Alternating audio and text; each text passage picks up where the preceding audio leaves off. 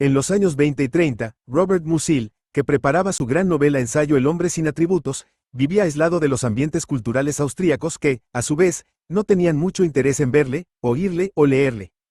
Era una época de crisis en la que se dudaba de todo sistema de conocimiento filosófico, o de cualquier otro tipo.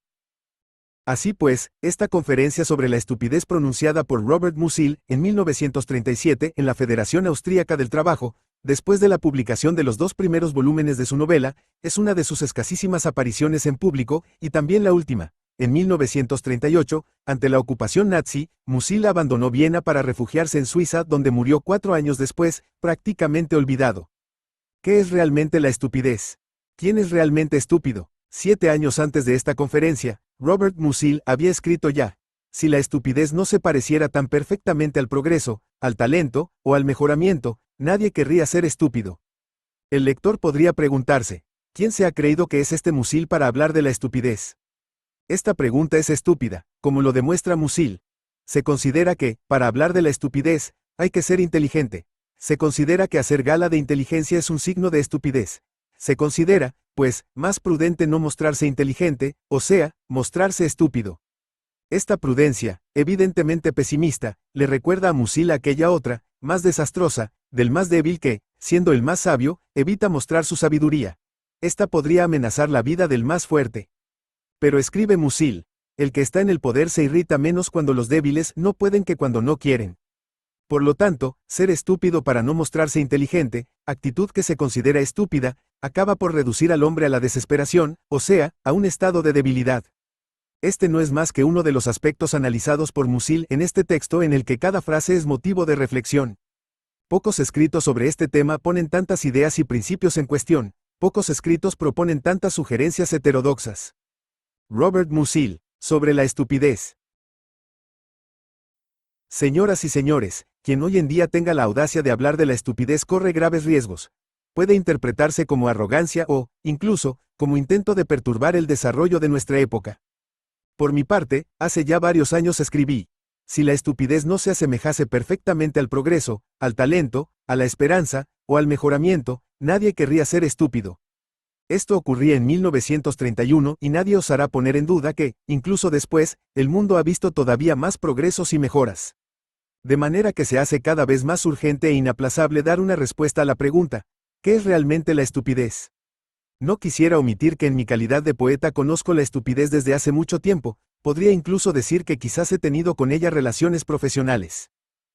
En el mundo de las letras, apenas abrimos los ojos, nos vemos enfrentados a una resistencia, a una oposición difícil de describir, que parece capaz de presentarse de cualquier forma, ya sea personal, como la respetable de un profesor de literatura que, acostumbrado a mirar desde distancias incontrolables, se equivoca desastrosamente con respecto a la época contemporánea, ya sea en formas genéricas, omnipresentes, como la transformación del juicio crítico mediante el juicio comercial, desde que Dios, con su bondad difícilmente comprensible para nosotros, concedió la lengua humana incluso a los creadores de películas habladas.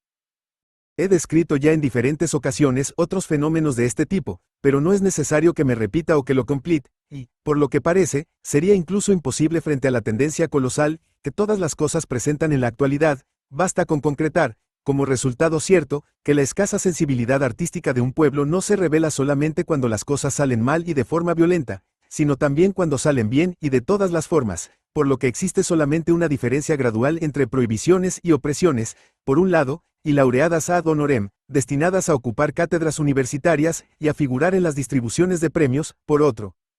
Siempre he sospechado que esa resistencia con formas tan diferentes, en relación con el arte y la espiritualidad más elevada, por parte de un pueblo que se vanagloria de su amor por el arte, no es sino estupidez, quizás una forma particular, una estupidez artística especial y, quizás incluso, sentimental, que en cualquier caso se exterioriza en este sentido.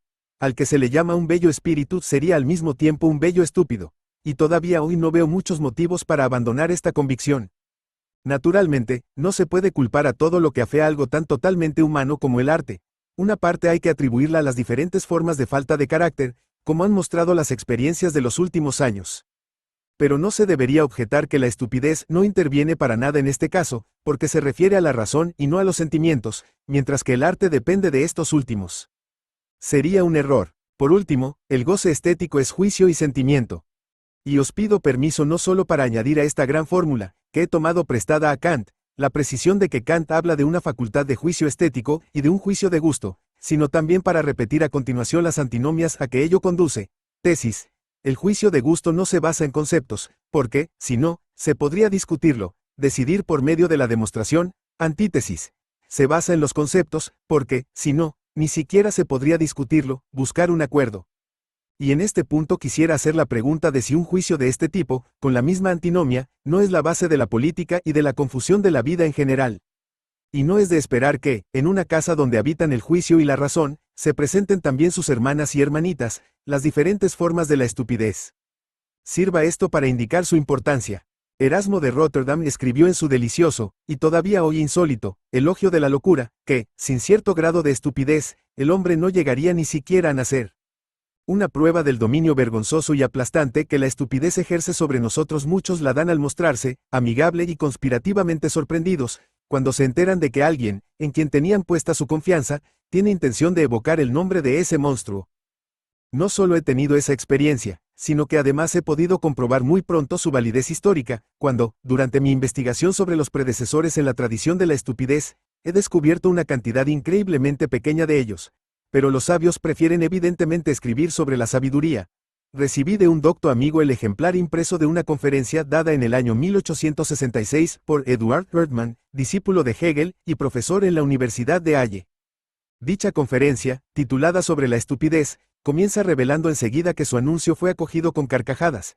Y, cuando veo que esto puede ocurrirle incluso a un hegeliano, me convenzo todavía más de que tal comportamiento de los hombres hacia quien pretende hablar de la estupidez tiene una motivación especial, y me encuentro presa de gran inseguridad, convencido como estoy de haber desafiado una fuerza psicológica poderosa y profundamente contradictoria. Por eso, prefiero confesar inmediatamente la debilidad en que me encuentro con respecto a ella. No sé lo que es. No he descubierto ninguna teoría de la estupidez con cuya ayuda se pretendiera salvar el mundo. Al contrario, no he encontrado en el ámbito de las preocupaciones científicas ni siquiera una investigación dedicada a ella, y tampoco coincidencia de opiniones con respecto a su definición, que resultase del tratamiento de temas análogos. Quizás sea debido a mi ignorancia, pero es más probable que la pregunta, ¿qué es la estupidez?, no corresponda a los usos del pensamiento actual, como tampoco corresponden preguntas sobre la esencia de la bondad, belleza o electricidad.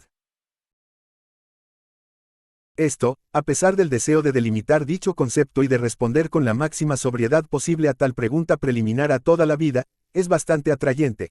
Así que un buen día quedé presa de la pregunta, sobre qué es realmente la estupidez, y no en el sentido en que todos la entienden, cosa que habría estado más en consonancia con mi competencia y capacidad de escritor.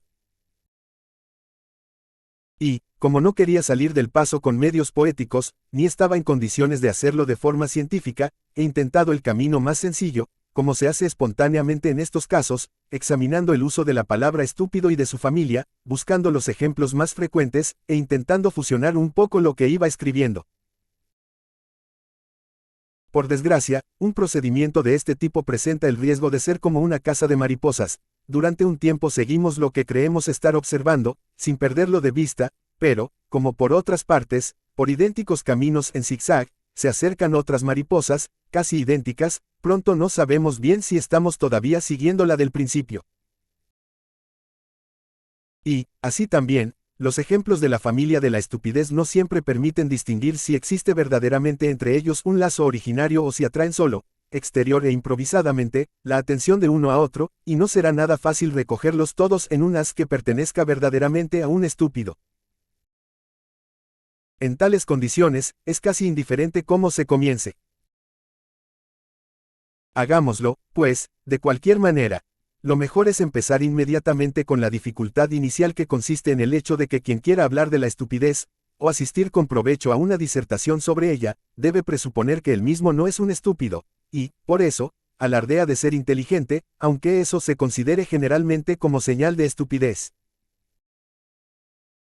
Si profundizamos la cuestión, como los estúpidos han alardeado de ser inteligentes, surge inmediatamente una respuesta, que parece cubierta por el polvo de los más antiguos predecesores, que sostiene que es más prudente no mostrarse inteligente. Es probable que esa prudencia profundamente pesimista, ni siquiera hoy más comprensible a primera vista, provenga todavía de condiciones en que para el más débil era realmente más prudente no pasar por sabio. la sabiduría habría podido amenazar la vida de los más fuertes. En cambio, la estupidez elimina cualquier sospecha, desarma, como se dice todavía hoy. Y huellas de esa astucia, de esa estupidez astuta, las encontramos todavía en el hecho de que las fuerzas están tan desigualmente distribuidas que el más débil busca su salvación en fingirse más estúpido de lo que es. Se encuentran, por ejemplo, en la proverbial astucia cotidiana, también en las relaciones entre la servidumbre y los propietarios del lenguaje culto, en la relación del soldado con el superior, del escolar con el maestro y del niño con los padres. Quien está en el poder se irrita menos cuando los débiles no pueden que cuando no quieren. La estupidez lo reduce directamente a la desesperación, es decir, inconfundiblemente a un estado de debilidad. Con esto coincide perfectamente el hecho de que la inteligencia le hace montar en cólera fácilmente. Es cierto que se la aprecia en el ser servil, pero solo cuando va unida a la sumisión más incondicional. En el momento en que le falta ese certificado de buena conducta y aparece la duda sobre si será ventajosa para el Señor, se la llama no tanto inteligencia cuanto impertinencia, insolencia o perfidia. Y muchas veces de ello se deriva una situación que parece, por lo menos, manchar el honor y la autoridad del poderoso, aun cuando no lo amenace en su seguridad. En el campo de la educación, a un alumno bien dotado y rebelde, se le trata con mayor dureza que a uno recalcitrante por obtuso mental. En el de la moral, ha producido la concepción de que la voluntad de un hombre es tanto más malvada cuanto más valiosa sea su inteligencia. Ni siquiera la inteligencia ha quedado inmune de ese prejuicio personal y juzga con especial reprobación la ejecución inteligente de un crimen como refinada y carente de sensibilidad. Y en el de la política, cualquiera podrá procurarse ejemplos donde le parezca. Pero también la estupidez, se podría objetar, puede ser irritante y no es cierto que calme los nervios en todos los casos. En pocas palabras, generalmente provoca impaciencia, pero en casos excepcionales provoca incluso crueldad. Y las repugnantes aberraciones de esa morbosa crueldad, que comúnmente suele llamarse sadismo, nos muestran muchas veces seres estúpidos en el papel de víctima. Ello se debe al hecho de que estos caen presa de los crueles con más facilidad que los demás. Pero también parece estar en relación con el hecho de que su evidente falta de resistencia excita ferozmente la imaginación, como el olor de sangre excita el placer de la caza, y la atrae a un desierto en que la crueldad va demasiado lejos, casi solo porque no encuentra ninguna barrera, ningún obstáculo por ningún lado. Esto constituye un rasgo de sufrimiento en quien infringe sufrimiento, una debilidad inmersa en su brutalidad, y, aunque la privilegiada indignación de la compasión ofendida solo raras veces permita observarlo, no obstante, tanto en el caso del amor, como en el de la crueldad, se requieren dos que congenien mutuamente. El estudio de este problema sería importante en una humanidad como la nuestra, tan atormentada por su vil crueldad hacia los débiles, y esta es, me parece, la formulación más corriente para describir el sadismo. Pero, considerando la relación seguida en su línea esencial, y después de una rápida revisión de los primeros ejemplos, incluso lo que de ello se ha dicho debe figurar como divagación y, en conjunto, puede sacarse algo más, que puede ser estúpido vanagloriarse de la propia inteligencia, pero que no siempre es inteligente ganarse fama de estúpido. Aquí es imposible generalizar, o, en todo caso, la única generalización admisible debería ser la de que la cosa más sensata en este mundo es la de hacerse notar lo menos posible. Y, de hecho, ya se ha trazado varias veces esa línea de conclusión, esencial en toda sensatez. No obstante, muchas veces se hace un uso solo parcial, o simbólico y representativo, de esa conclusión misantrópica, y entonces ello nos conduce a contemplar el ámbito de las reglas de modestia y de reglas todavía más amplias, sin que haya que abandonar del todo el campo de la sensatez y de la estupidez. Sea por miedo a parecer estúpido, o por miedo a ofender las buenas costumbres, muchos hombres se consideran inteligentes, es cierto, pero no lo dicen. Y, cuando se ven obligados a hablar de ello, lo circunscriben con una perífrasis y dicen por ejemplo, no soy más estúpido que otros. Todavía más corriente es introducir en el discurso, con el tono más distanciado y sobrio posible, la consideración, puedo decir que poseo una inteligencia normal. Y quizá la convicción sobre la propia inteligencia hace su aparición, en la forma coloquial, no dejo que me tomen por estúpido. Tanto más digno de observarse es el hecho de que no solo el individuo en sus pensamientos se considera en secreto como particularmente inteligente y bien dotado, sino que también el hombre que actúa en la historia dice y manda decir, apenas obtiene el poder, que es infinitamente prudente, iluminado, noble, eminente, generoso, elegido por Dios y predestinado por la historia. Incluso lo dice de buena gana a propósito de otro, en caso de que se sienta iluminado por su reflejo. En los títulos y apelativos como majestad, eminencia, excelencia, magnificencia, señoría, Todo esto se ha conservado en un estado de fosilización, y ya no está reavivado por una conciencia precisa, pero se revela de nuevo e inmediatamente, con toda su vitalidad, cuando el hombre de hoy habla como masa. En particular, existe una condición media del espíritu y del alma, que carece de pudor en su presunción, tan pronto se presenta bajo la protección de un partido o nación o corriente artística y que, en lugar de yo, permite decir nosotros. Con una reserva perfectamente comprensible y trivial, esa presunción puede llamarse también vanidad, y en verdad el alma de muchos pueblos y estados aparece dominada por sentimientos entre los que la vanidad ocupa de forma innegable un puesto preeminente. Y, por otra parte, entre la vanidad y la estupidez siempre ha habido una relación, que quizá pueda proporcionarnos una indicación útil. Un hombre aparece como vanidoso por el hecho de que le falta la inteligencia de ocultarlo, pero en realidad no hay ni siquiera necesidad de ello, porque el parentesco entre estupidez y vanidad es directo. Un hombre vanidoso produce la impresión de hacer menos de lo que sería capaz de hacer, es como una máquina que pierde vapor. El viejo dicho estupidez y orgullo crecen bajo el mismo árbol significa precisamente esto, como también la expresión de que la vanidad es ciega. Lo que relacionamos con el concepto de vanidad es el esperar una prestación insuficiente, ya que la palabra vano quiere decir en su significado primero casi lo mismo que inútil. Y esa reducción de la prestación se la espera incluso donde se da en realidad. No por casualidad van unidos entre sí la vanidad y el talento, pero entonces recibimos la impresión de que se habría podido hacer todavía más, si el vanidoso no obstaculizase su propia actividad. Esa tenaz idea de una prestación reducida resulta ser también la idea más general que tenemos de la estupidez. Sin embargo, se procura, como es sabido, evitar el comportamiento vanidoso, no porque pueda ser estúpido, sino esencialmente también en este caso, porque es una perturbación del buen comportamiento. Quien se alaba se ensucia, dice un viejo proverbio, y significa que la jactancia, el hablar mucho de sí mismo y alabarse, se considera no solo imprudente, sino también indecente. Si no me equivoco, las leyes del buen comportamiento que no se ven afectadas forman parte de los multiformes mandatos de reserva y distanciamiento destinados a no provocar conflictos con la presunción, presuponiendo siempre que no es menor en el prójimo que en nosotros mismos. Dichos mandatos de distanciamiento prohíben incluso el uso de palabras sinceras, regulan las formas del saludo y de la alocución, no permiten que se nos contradiga sin excusarse, o que una carta comience con la palabra yo, en resumen, exigen la observación de determinadas reglas con el fin de que no nos acerquemos demasiado unos a otros. Su misión consiste en allanar y nivelar las relaciones mutuas, en facilitar el amor propio y el amor al prójimo y en conservar, por decirlo así, una temperatura media en el intercambio de relaciones humanas. Y esas prescripciones las encontramos en cualquier sociedad, en las primitivas todavía más que en las de alto nivel de civilización, incluso, la de los animales, aunque carente de palabras, las conoce, como se desprende fácilmente de muchas de sus ceremonias. No obstante, forma parte de dichos mandatos de distanciamiento no solo el no alabarse a sí mismo, sino también el alabar a los demás con demasiada intromisión. Decirle en la cara a alguien que es un santo o un genio sería tan monstruoso como decirlo de nosotros mismos, y ensuciarse el rostro y arrancarse los cabellos no sería, para la sensibilidad actual, realmente mejor que insultar al prójimo. Nos contentamos con hacer la observación de que no somos más estúpidos o peores que otros, como ya hemos dicho.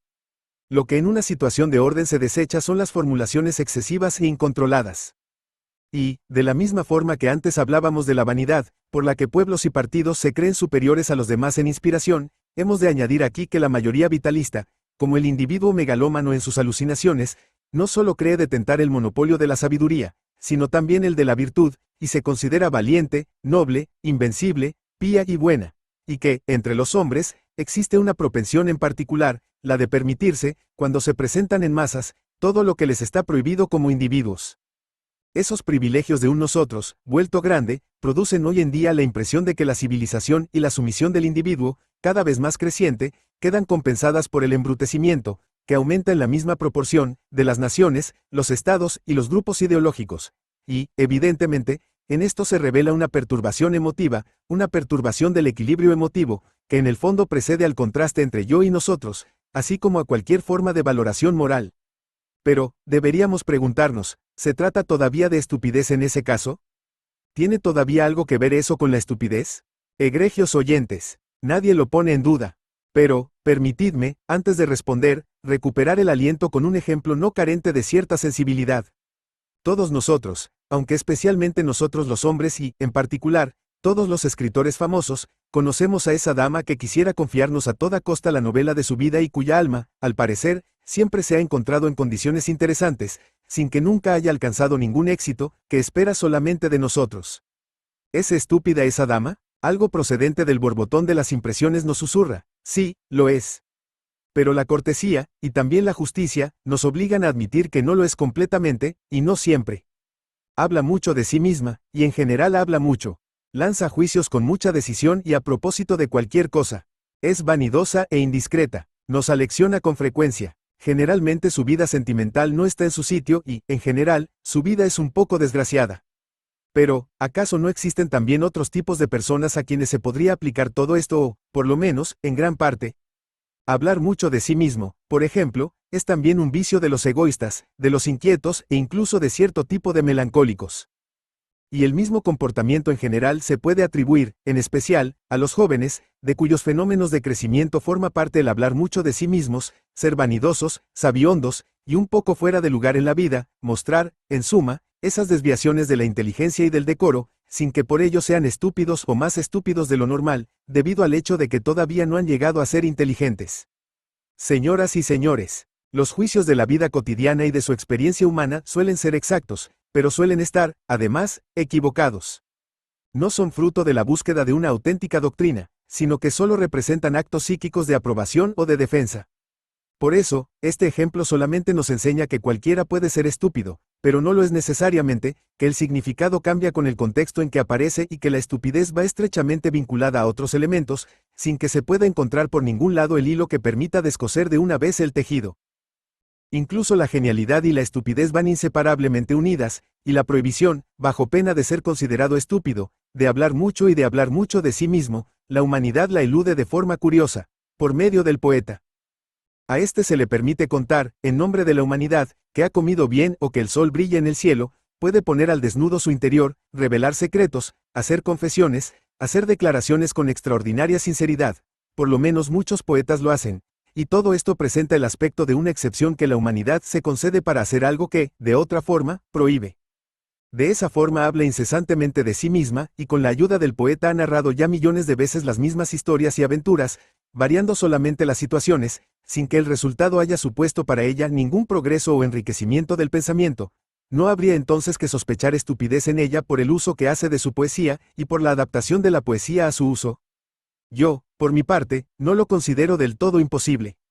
Entre los campos de aplicación de la estupidez y de la inmoralidad, esta última entendida en el sentido ulterior, actualmente no usual, equivalente casi a falta de valores espirituales, pero no de moderación, existe en cualquier caso una compleja identidad y diferencia.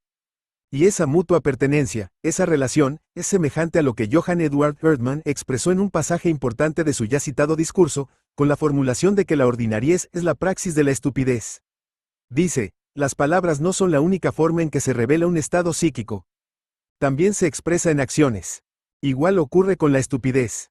Llamamos ordinariez no solo al ser estúpido, sino también a actuar como un estúpido, a cometer estupideces, de ahí, la praxis de la estupidez, o a la estupidez en acción. Así pues, esta atrayente afirmación enseña nada menos que la estupidez es un error del sentimiento, porque la ordinariez lo es. Y esto conduce directamente a esa perturbación emotiva y perturbación del equilibrio emotivo de que ya hemos hablado, sin haber podido encontrarles una explicación. Incluso la explicación contenida en las palabras de Erdmann puede no coincidir con la verdad, porque, aparte del hecho de que ésta mira solamente al hombre individual ordinario y no educado, en contraste con la cultura, y, por tanto, no incluye todas las formas de aplicación de la estupidez, tampoco la ordinariez es solamente una estupidez y la estupidez no es solamente ordinariez, y, por eso, quedan todavía varias cosas por explicar sobre la relación entre emotividad e inteligencia, cuando se unen para producir la estupidez aplicada, y estas cosas deben aclararse antes, y la mejor forma es utilizar nuevamente algunos ejemplos. Para que resalten los contornos del concepto de estupidez es necesario sobre todo no quedarse solo en la concepción de que la estupidez es preferentemente una falta de inteligencia. Ya hemos indicado que la opinión más general parece ser la de la incapacidad en las actividades más diversas, de la insuficiencia física e intelectual en general. Un ejemplo significativo de ello lo tenemos en nuestros dialectos locales, la definición de la sordera, es decir, de un defecto físico, con la palabra derish o terish, que probablemente significa torish, y que se acerca, por tanto, a la estupidez. Y, como en este caso, la acusación de estupidez se usa popularmente también en otros casos. Cuando un deportista cae en el momento decisivo o comete un error, dice, estaba como atontado. O bien, no sé bien dónde tenía la cabeza. Aunque la participación de la cabeza en la natación o en el boxeo se pueda siempre considerar como más bien vaga. También entre los muchachos y los deportistas, uno que se comportase neciamente se vería tachado de estúpido, aunque fuese un Holderlin.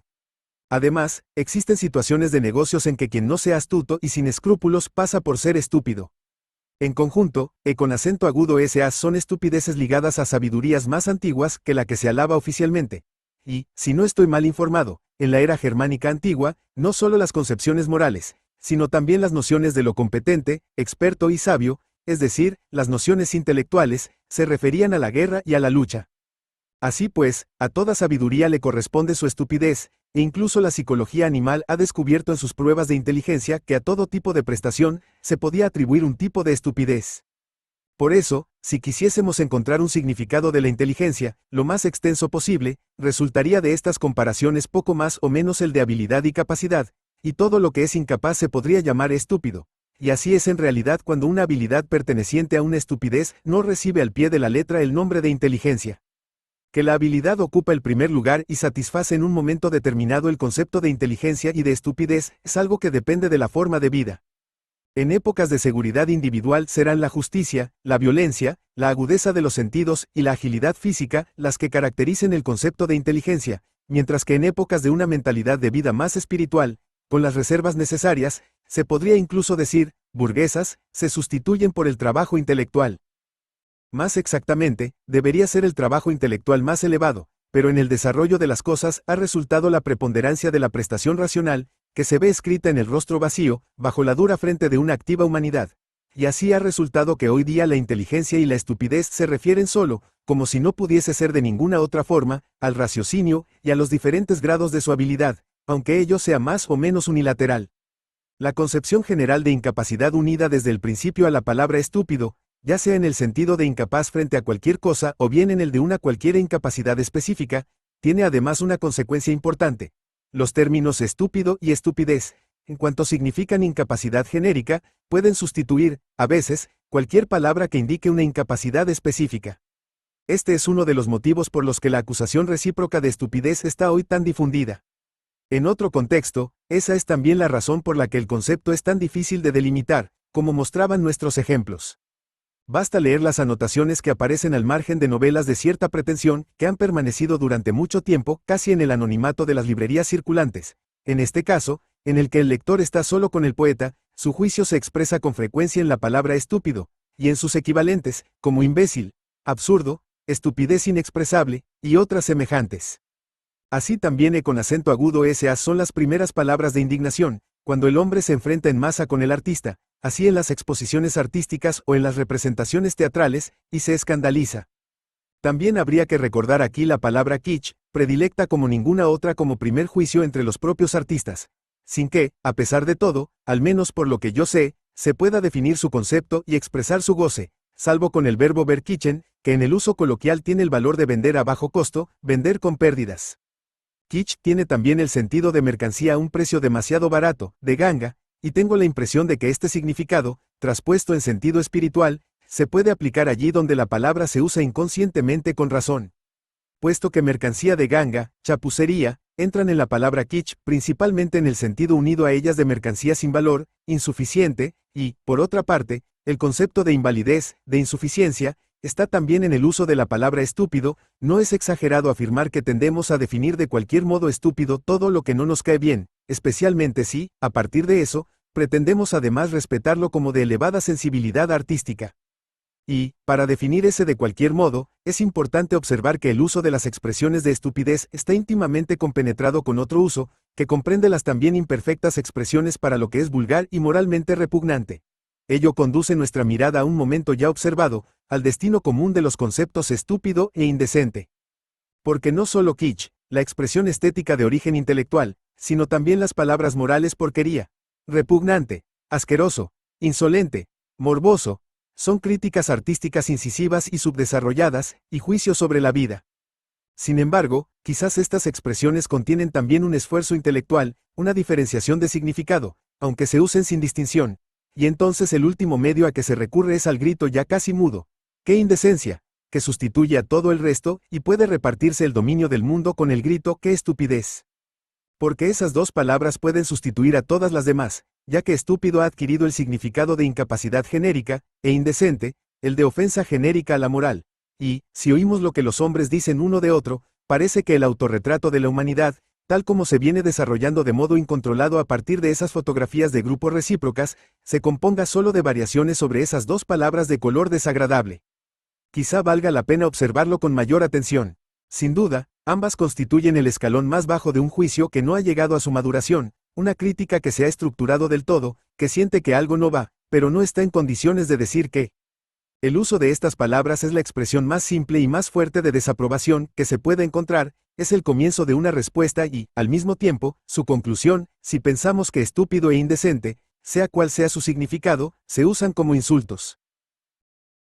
De hecho, el significado de los insultos no reside tanto en su contenido cuanto en su uso, y muchos de nosotros amamos quizás a los asnos, pero nos ofenderíamos si nos llamasen así. El insulto no representa lo que simboliza, sino una mezcla de imágenes, sentimientos e intenciones, que no puede de ninguna manera expresar, sino solo señalar. De alguna manera, ese carácter le es común con las palabras de moda y extranjeras, que por eso parecen indispensables, aunque se puedan sustituir. Por ese motivo los insultos contienen algo excitante, que coincide con su intención, pero no con su contenido. Y eso se ve, incluso con mayor claridad, en las expresiones de burla y de mofa de los jóvenes. Un niño dice Bush o Moritz. Y consigue con ello, gracias a relaciones secretas, enfurecer a otro. Lo que se puede decir de las palabras de insulto, mofa, de moda y extranjeras, se puede decir de los chistes, de los lugares comunes, de las palabras de amor. Y el elemento común a dichas palabras, por lo demás tan diferentes entre sí, es que están al servicio de un momento emotivo y que son la imprecisión y la impropiedad lo que les permite suplantar en el uso a sectores enteros de palabras más apropiadas, racionales y exactas. Quizás en la vida no se puede hacerlo así y no vamos a negar su importancia, pero es estúpido lo que ocurre en tales casos. Esa relación se puede estudiar de una manera más clara en un modelo principal de la confusión mental, es decir, en el pánico. Cuando algo ejerce sobre el hombre una acción demasiado violenta para él, ya sea un espanto imprevisto o una presión psíquica continua, entonces puede ocurrir que ese hombre actúe de repente perdiendo la cabeza. Quizá comience a gritar, tal como lo hace un niño, o quizás huya a ciegas de un peligro o se precipite a ciegas en él, o sea presa de una tendencia explosiva a la destrucción, al insulto, al lamento. En conjunto producirá, en lugar de la acción útil requerida por la situación, una gran cantidad de acciones que, siempre en apariencia, pero muchas veces en realidad, son inútiles o incluso contraproducentes. Este tipo de acción se conoce mejor por el nombre de temor pánico, pero, si no se entiende la palabra en sentido restrictivo, se puede hablar también incluso de un pánico de la ira, de la codicia, e incluso de la ternura, y, en general, de todos los momentos en que un estado de excitación se manifiesta sin conseguir calmarse, de forma tan agitada como ciega y absurda. La existencia de un pánico del valor, que se distingue del miedo apenas por la dirección opuesta del efecto, nos la ha confirmado un hombre tan valiente como inteligente. Lo que ocurre con el comienzo del pánico se considera psicológicamente como limitación temporal de la inteligencia y, en general, de las cualidades espirituales más elevadas, a las que sustituyen mecanismos psíquicos más antiguos. Pero hay que añadir también que con la parálisis y la atrofia de la razón en esos casos, no se da tanto una disminución hasta la acción instintiva cuanto, más bien, un paso a través de ese estado hasta un instinto de la extrema necesidad y una forma de acción extremada y desesperada. Este tipo de acción presenta el aspecto de la confusión total, es desordenado y carente, en apariencia, tanto de razón como de cualquier instinto salvador. Pero su proyecto inconsciente consiste en la calidad de las acciones por su cantidad, y su no despreciable astucia se basa en la probabilidad de que entre 100 intentos a ciegas que resulten fracasos, haya una papeleta premiada. Un hombre que ha perdido la cabeza, un insecto que se golpea muchas veces contra la parte cerrada de la ventana hasta que, por casualidad, se precipita fuera por la parte abierta, no hacen otra cosa, en su confusión, que lo que hace con cálculo preciso el arte bélico cuando dirige una ráfaga o una salva contra un blanco, o cuando usa una granada o un shrapnel. Ello quiere decir, en otras palabras, sustituir un modo de acción con objetivo preciso por otro macizo, y es muy característico del ánimo humano sustituir la naturaleza de las palabras o de las acciones por su masa. Pero en el uso de palabras indistintas hay algo muy semejante al uso de muchas palabras, porque, cuanto más indistinta es una palabra, tanto más amplio es el número de cosas a que se puede atribuir, y lo mismo se puede decir de la inexactitud. Si esas formas de hablar son estúpidas, entonces serán el elemento de unión que emparenta la estupidez con el pánico, y también el uso excesivo de esta, y de análogas acusaciones, no diferirá mucho de un intento de salvación psíquico con métodos arcaicos y primitivos, y, como bien se puede decir con razón, morbosos. Y, en realidad, por el uso justo de la acusación de que algo sea verdaderamente una estupidez o una indecencia, se puede reconocer no solo la limitación de la inteligencia, sino también un impulso ciego a la fuga insensata o a la destrucción. Esas palabras no solo son insultos, sino que sustituyen, además, a toda una andanada de insultos. Allí donde algo solo se puede expresar gracias a ella, se está cerca de la violencia física. Para volver a ejemplos ya citados, se agreden cuadros a paraguasos y, además, en sustitución de quien los ha pintado, se arrojan libros al suelo, como si eso fuese un medio para eliminar el veneno. Pero hay además una presión debilitadora que precede a esa violencia y de la cual ésta debe liberar. Se sofoca de rabia. No bastan palabras, salvo precisamente las más genéricas y pobres de significado. Uno ha perdido la palabra, debe darse aire. Es el grado de pérdida del lenguaje, incluso del pensamiento, que precede a la explosión. Significa un estado grave de insuficiencia y, al final, la explosión se ve introducida por la expresión banal y profunda de que la cosa es demasiado estúpida. Sin embargo, esa cosa somos nosotros mismos. En una era en que una gran energía activa se aprecia mucho, es necesario recordar lo que quizás se le asemeja tanto, que puede producir confusión. Señoras y señores, hoy en día se habla de una crisis de fe en el humanitarismo, una crisis de fe que hasta ahora se escondía en el sentido de humanidad. Se podría incluso hablar de un pánico que está a punto de sustituir a la seguridad, de forma que nos sea posible hacer avanzar nuestros asuntos en libertad y de forma racional. Y no debemos eludirlo.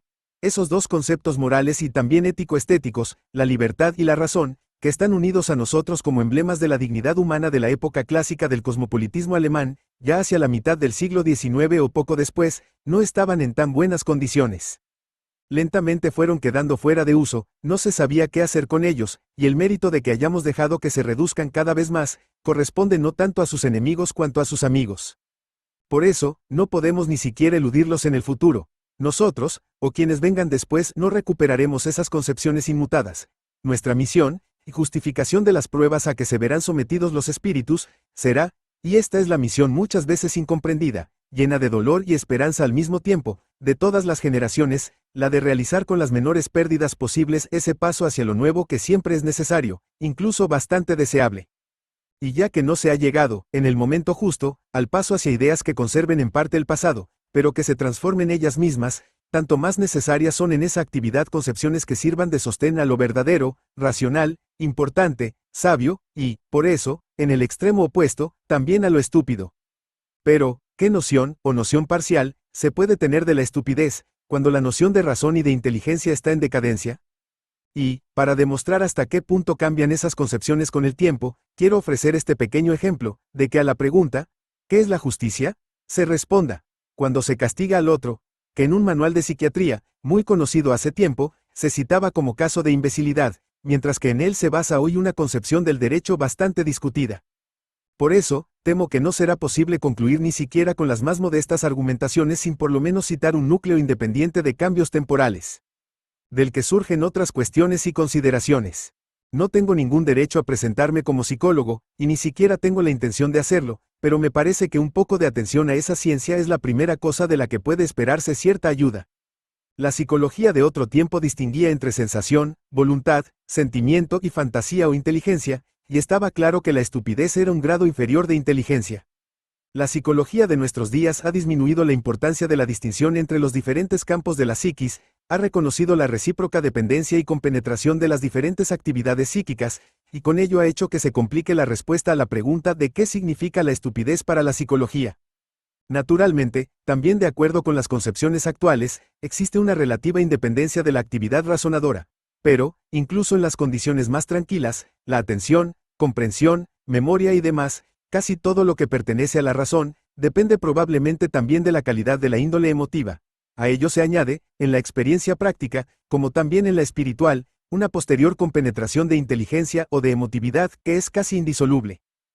Y esa dificultad para distinguir razón y pasión en el concepto de inteligencia se refleja naturalmente también en el concepto de estupidez.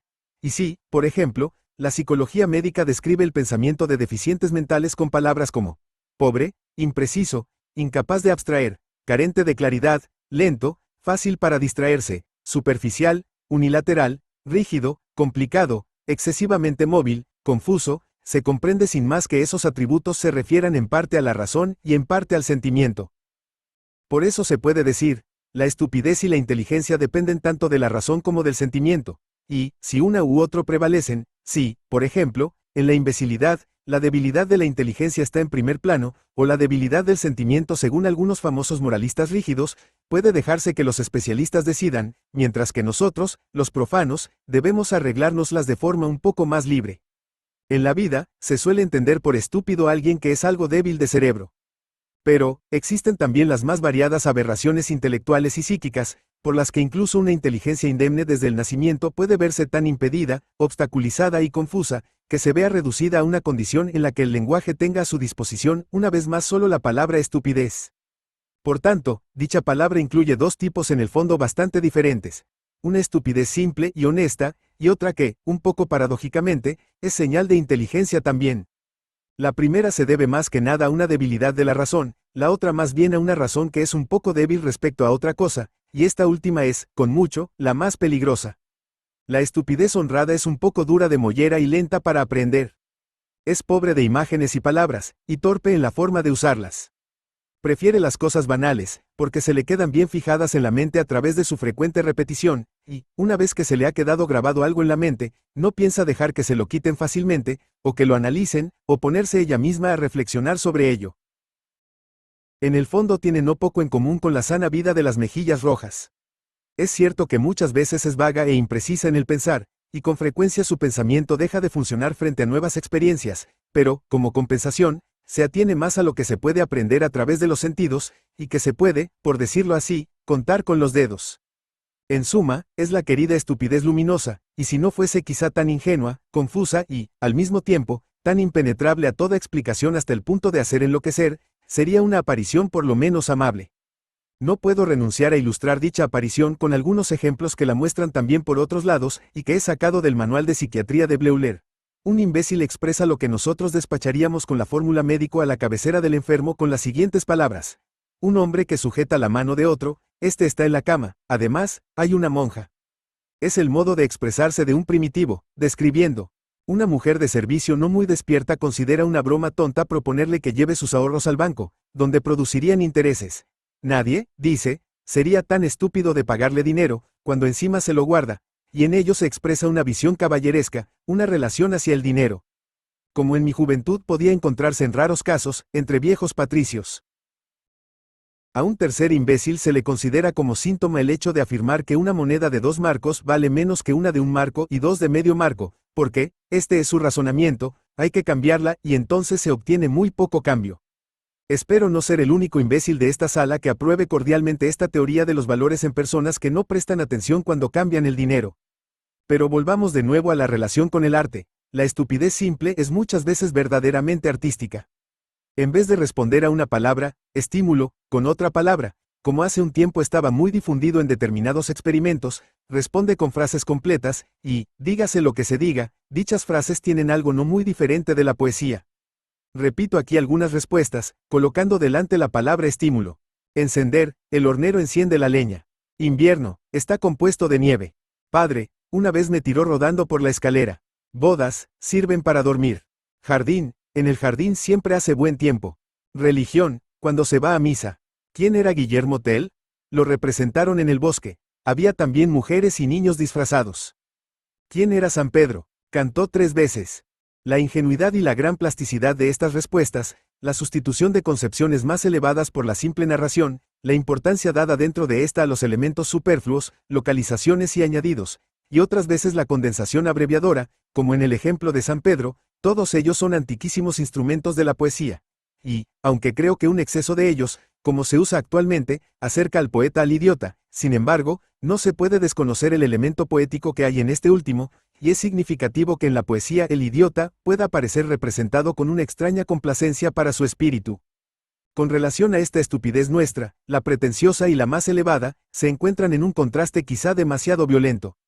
Aquella no es tanto falta de inteligencia en sí, cuanto más bien su falta, debido al hecho de que pretende realizar tareas que no se le confían, y puede tener todas las cualidades malas de la razón débil, pero tiene además todas las causadas por un sentimiento no equilibrado, deforme, de movilidad irregular, en suma, todo sentimiento que desvíe de la salud. Ya que no existen sentimientos normales, en dicha desviación se expresa, más exactamente, una insuficiencia de colaboración entre la unilateralidad del sentimiento y una razón que no basta para controlarla. Esa estupidez más elevada es la auténtica enfermedad de la educación, pero, para evitar malentendidos, esta significa educación equivocada o deformada, desproporción entre materia y forma en la educación, y describirla es una tarea casi ilimitada. Alcanza incluso a la más elevada intelectualidad porque, si la verdadera estupidez es una actriz silenciosa, la inteligente es la que contribuye a la agitación de la vida intelectual, y especialmente a su inestabilidad e infructuosidad. Hace años escribía yo, no existe prácticamente ningún pensamiento importante que la estupidez no esté en condiciones de utilizar, es móvil en todos los sentidos y puede ponerse todos los vestidos de la verdad. En cambio, la verdad solo tiene un vestido en cualquier ocasión, y solo un camino, y siempre está en desventaja. La estupidez que se entiende con eso no es una enfermedad mental, y, sin embargo, es la enfermedad más peligrosa de la mente, peligrosa hasta para la vida.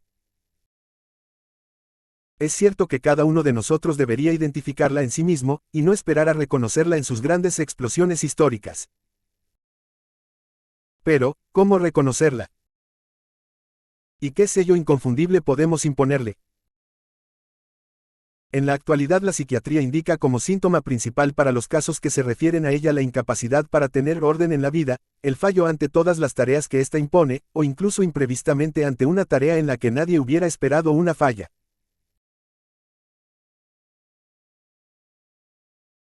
También en la psicología experimental, que estudia sobre todo individuos sanos, la estupidez se define en términos análogos. Estúpido es para nosotros un comportamiento que no consigue dar una prestación, para la cual aparecen dadas todas las condiciones, excepto las personales, escribe un conocido representante de una de las más recientes escuelas de esta ciencia. Este síntoma de la incapacidad para un comportamiento objetivo, de habilidad, por tanto, va muy bien para los casos en la clínica o en el centro de observación de los monos, pero son los casos en libertad los que hacen necesario añadir algo más, porque en ellos el cumplimiento correcto o equivocado de la prestación no es tan evidente. En primer lugar, en la capacidad de comportarse siempre como se comportaría un hombre vital y enérgico en tales condiciones va ya toda la profunda ambigüedad de la inteligencia y de la estupidez, porque el comportamiento apropiado, competente, puede utilizar la cosa para su provecho personal o, por el contrario, ponerse a su servicio, y quien hace una cosa suele considerar estúpido a quien hace la otra. Pero, en sentido médico, estúpido es quien no puede hacer ni la una ni la otra. Y, en segundo lugar, no se puede negar que un comportamiento sugestivo e incluso inapropiado puede ser muchas veces indispensable porque la objetividad y la impersonalidad, la subjetividad y la impropiedad están emparentadas entre sí, y, por ridícula que pueda ser la subjetividad irreflexiva, igualmente imposible de vivirse e incluso de pensarse es también por supuesto un comportamiento totalmente objetivo. Equilibrar ambas cosas es una de las dificultades fundamentales de nuestra cultura. Incluso, habría que objetar que en ocasiones no todos se comportan tan prudentemente como sería necesario, que, por tanto, cada uno de nosotros es estúpido, si no siempre, por lo menos de vez en cuando. Por eso, hay que distinguir también entre el fracaso y la incapacidad, entre estupidez ocasional y funcional, y continua o constitucional, entre error y falta de sentido. Este es uno de los puntos esenciales, ya que las condiciones de vida en la actualidad son tales, tan oscuras, confusas, complicadas, que de las estupideces ocasionales del individuo pueden hacer una estupidez constitucional de la comunidad.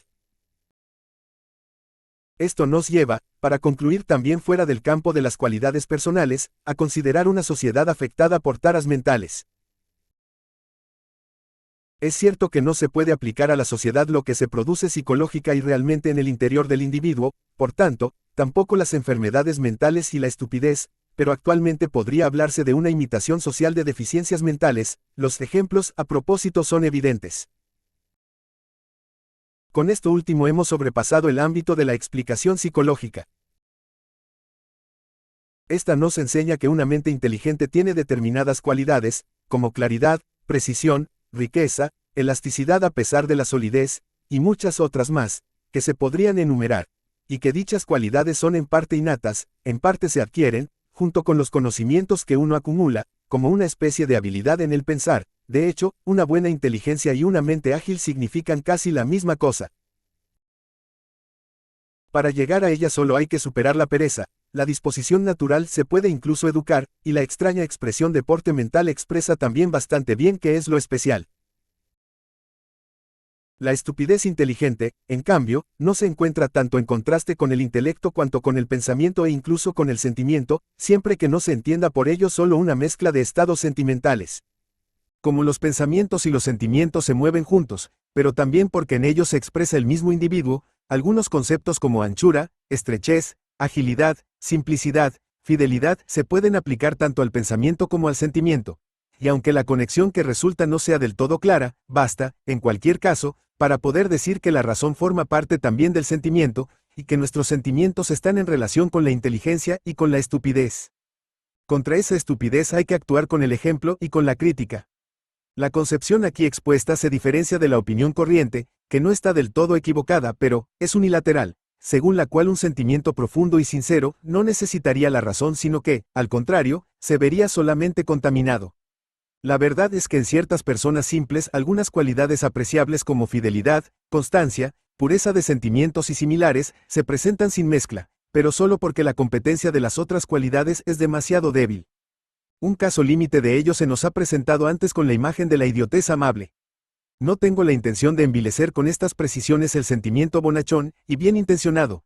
Precisamente su ausencia es una de las causas fundamentales de la estupidez más elevada. Pero todavía más importante ahora es anteponerle el concepto del significado que menciono, pero solo de forma completamente utópica.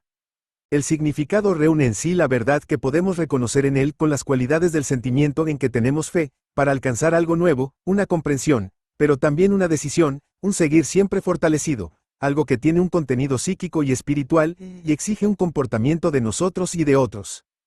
Podríamos decir, por ejemplo, y es el momento más importante en conexión con la estupidez, que el significado es comprensible tanto por el lado racional como por el lado afectivo de la crítica.